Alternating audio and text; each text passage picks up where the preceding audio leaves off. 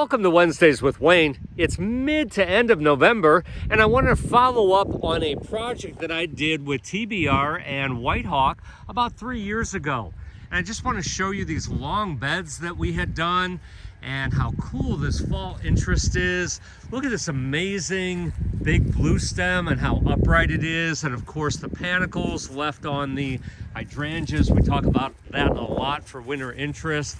These great gold mop cypress, the wonderful outcroppings again that TBR had placed. Look at the fireworks goldenrod here, something that's not used that often, but very, very stately, and in this kind of an application, it is just absolutely perfect.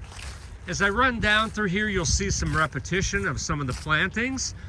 This hyssop is against these white pines. The white pines were existing. So again, you see kind of how these plants have spread and developed over the 3 years. Look at this hyssop, which is about 3 to 4 foot by about 3 to 4 foot wide. I love to use the rugosa roses as well because they're so drought tolerant. They still have this great green color, and they literally have just stopped blooming. They usually develop some really nice rose hips as well. You see some Amsonia here in the beds, so we start to get to some of the perennial layers.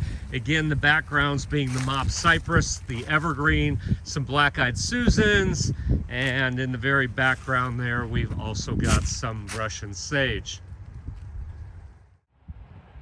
This is looking back on the entire bed. You can see the length and breadth of this bed. It's a huge bed. A lot of repetition there. Again, a lot of fall interest, and really a pretty self-sustaining bed. We also repeated some of the elements in this island section, and here you can see some Allium millennium. There's also some Coreopsis here, as well as firelight tidbits showing some winter interest. Of course, a conifer as a specimen, and the grass would be the Calamagrostis or Carl Forester. Again, the boulders are some nice accents that carry us through for some winter interest. I'll take you up to the section near the golf maintenance building, and again, the outside of these areas are just beautiful with the stone, the perennials. You're seeing some sedum still showing a little bit of color, some great specimen evergreens, some Rudbeckia, weeping Norway spruce up there, and a weeping white spruce at the very top. This is a nice specimen of a weeping blue spruce, as well as the background being the Black Hawk's big blue stem.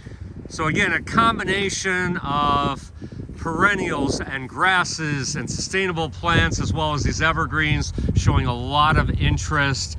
And this bed is pretty spectacular for fall and winter interest. So I just wanted to follow up on this, and thank you for joining Wednesdays with Wayne, sponsored by Niemeyer's Landscape Supply. And remember, beautiful landscapes start here.